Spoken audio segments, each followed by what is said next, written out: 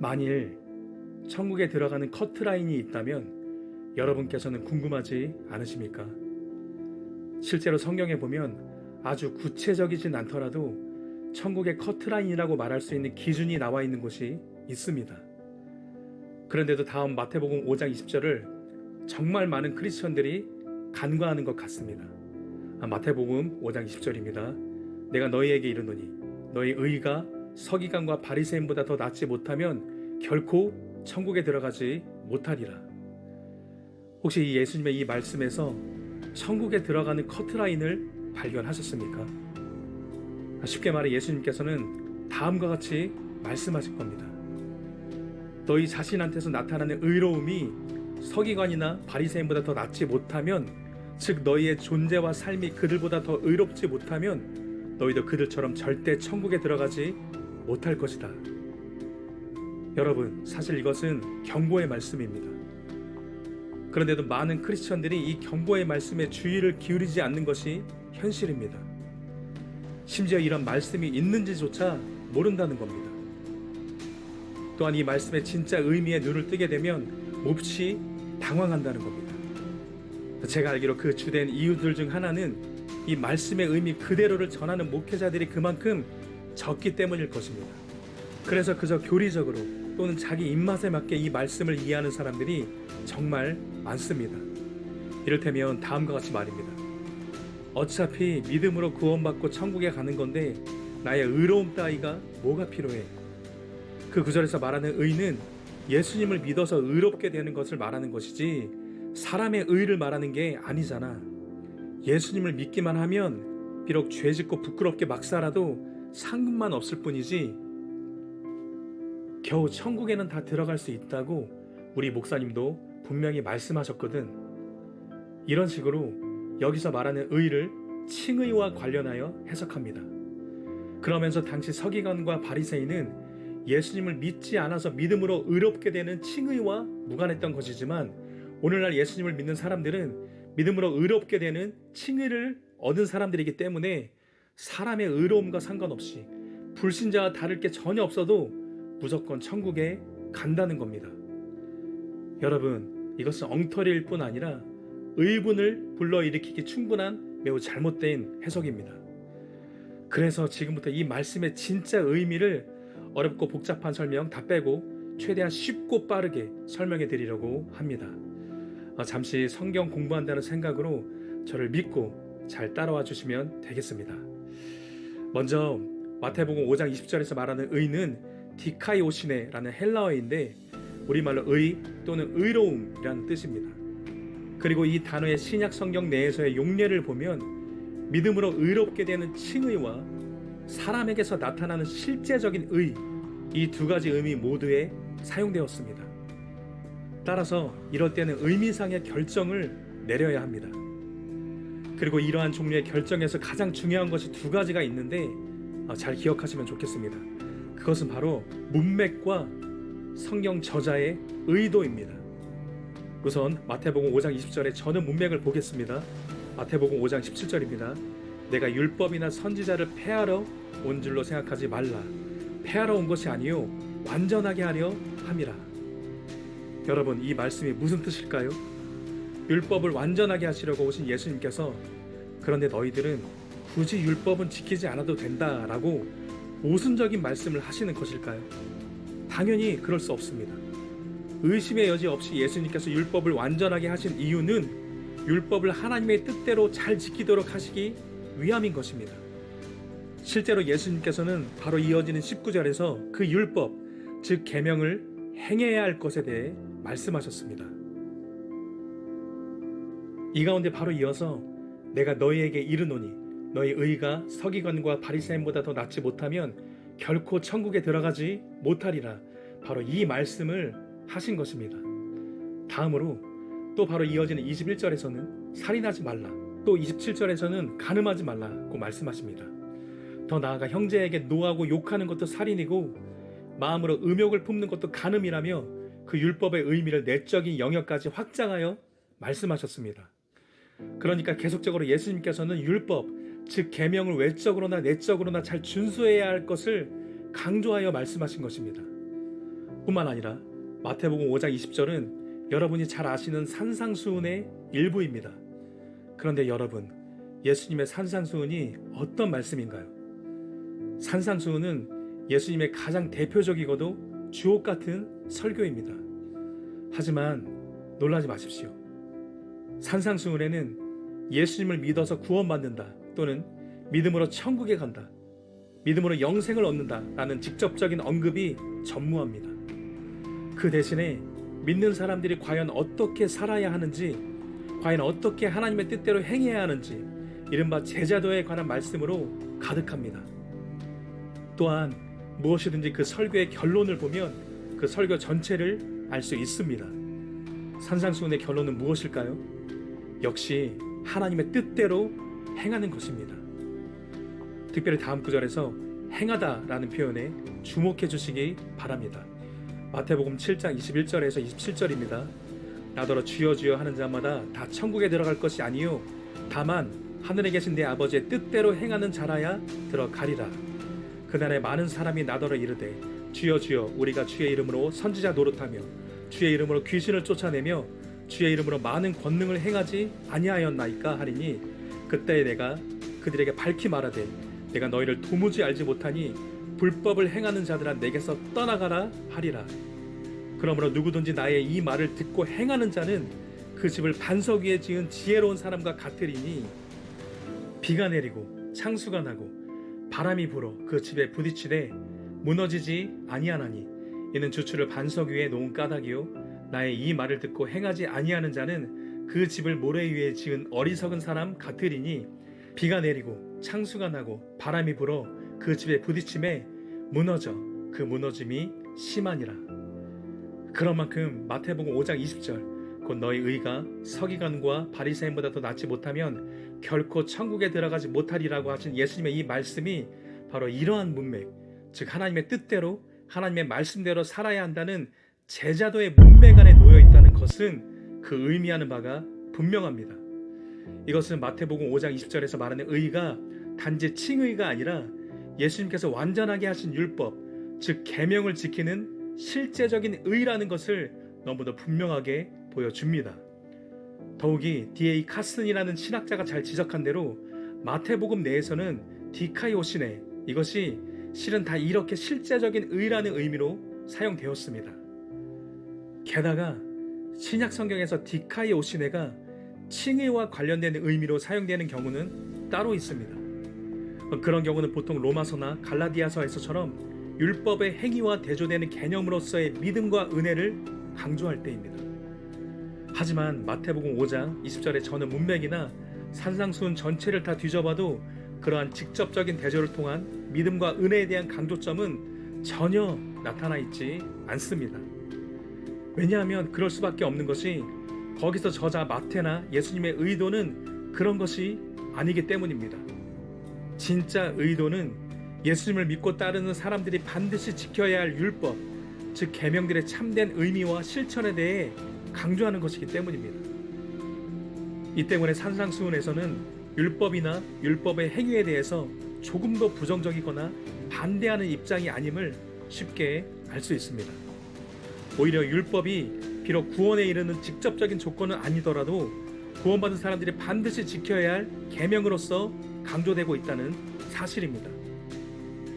반대로 그러한 계명을 지키지 않는 사람들은 다 가짜 그리스도인들, 곧 입으로만 주여 주여 하는 사람들이고 불법을 행하는 사람들이고 집을 모래 위에 지은 어리석은 사람들이고 그래서 장차 그 무너짐이 심할 사람들이라고 예수님께서 직접 경고하신 것입니다. 이제 정리해서 말씀드립니다. 그러므로 여러분, 마태복음 5장 20절에서 말하는 의는 단지 예수님을 믿어서 얻게 되는 칭의가 아닙니다. 즉 믿음으로 의롭다고 선언해 주시는 법정적인 의를 말하는 게 아닙니다.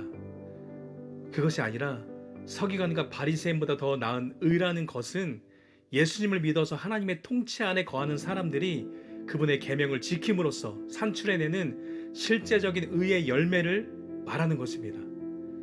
다시 말해서 서기관과 바리새인보다 더 나은 의라는 것은 율법의 행위가 아니라 복음 안에서 은혜의 결과로 맺혀지는 거룩한 행위의 열매를 말하는 것입니다. 참고로 이것은 단지 저만의 해석이 아닙니다.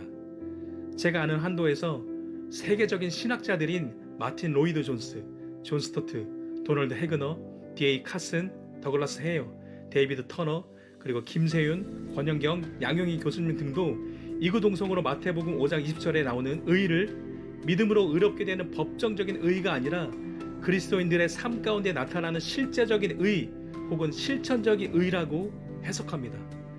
그래서 대표적으로 로이드 존스는 마태복음 5장 20절에서 말하는 의에 대해 다음과 같이 설명했습니다.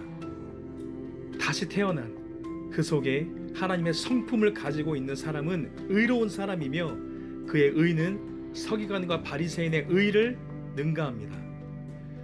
그러니 반드시 기억하시기 바랍니다. 천국에 가기 위해서 꼭 필요한 의가 있는데 그것은 단연코 칭의입니다. 모든 죄인은 감히 하나님 앞에서 자신의 율법의 행위를, 자신의 의를 조금 더 자랑할 수 없습니다.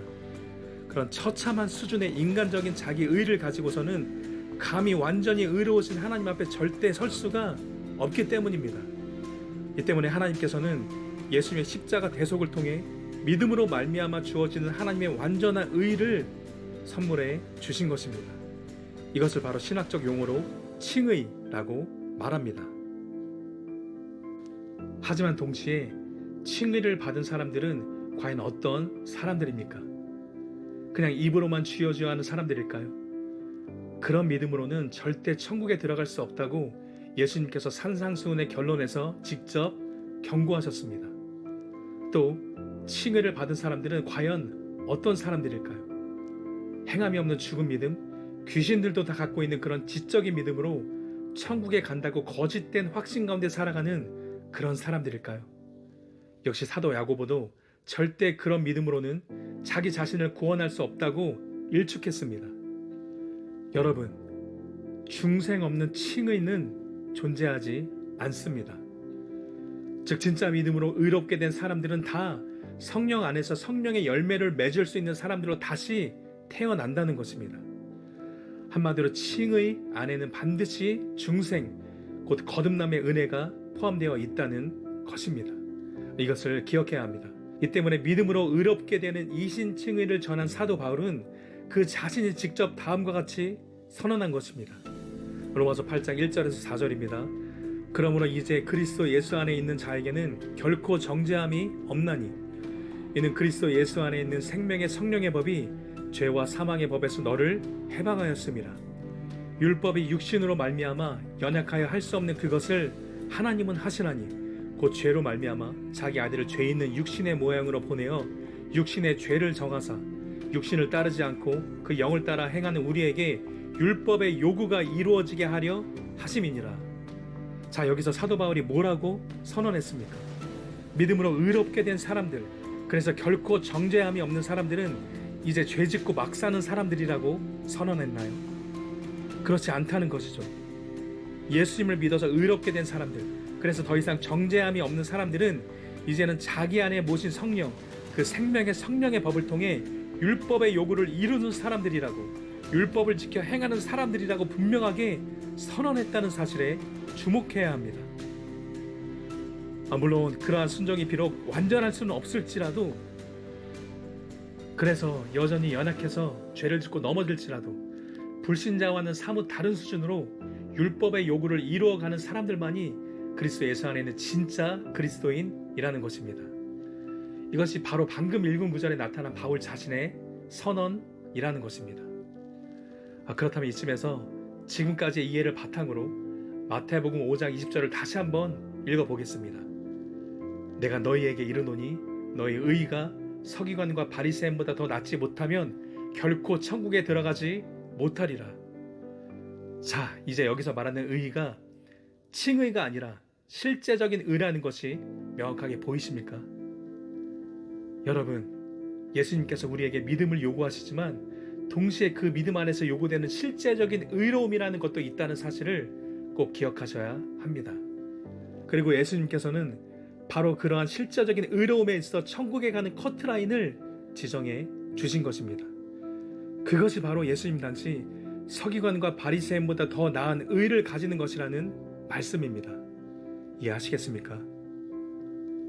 이제 마지막으로, 그렇다면 구체적으로 크리스천들이 어느 정도로 하나님의 말씀대로 살아야 서기관과 바리새인보다 더 나은 의를 가지는 것일까요?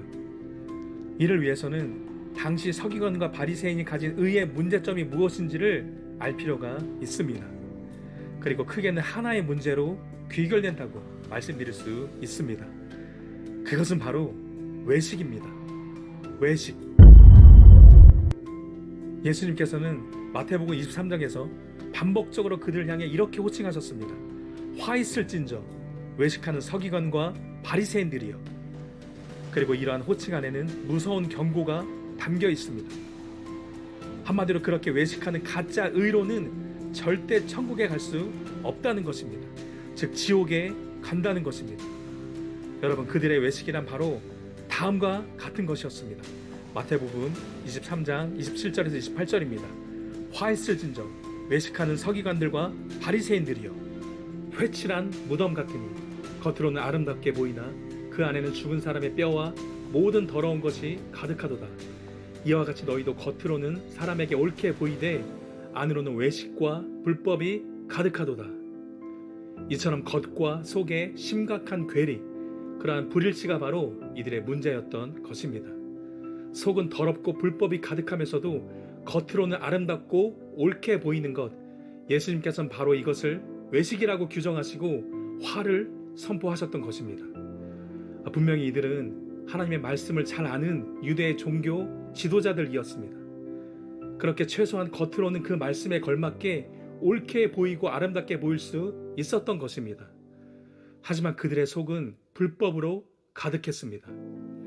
바로 이러한 이유 때문에 예수님께서는 산상수훈의 본론에서 천국에 가기 위해서는 반드시 서기관과 바리새인보다 더 나은 의를 가져야 할 것을 말씀하시고 나서 바로 이어서 10계명의 제6계명과 제7계명을 각각 외적인 살인에서 형제를 미워하고 욕하는 내적인 살인으로, 또 외적인 간음에서 여자를 보고 음욕을 품는 내적인 간음으로까지 확장하여서 율법을 더욱 완전하게 해석해 주셔야만 했던 것입니다.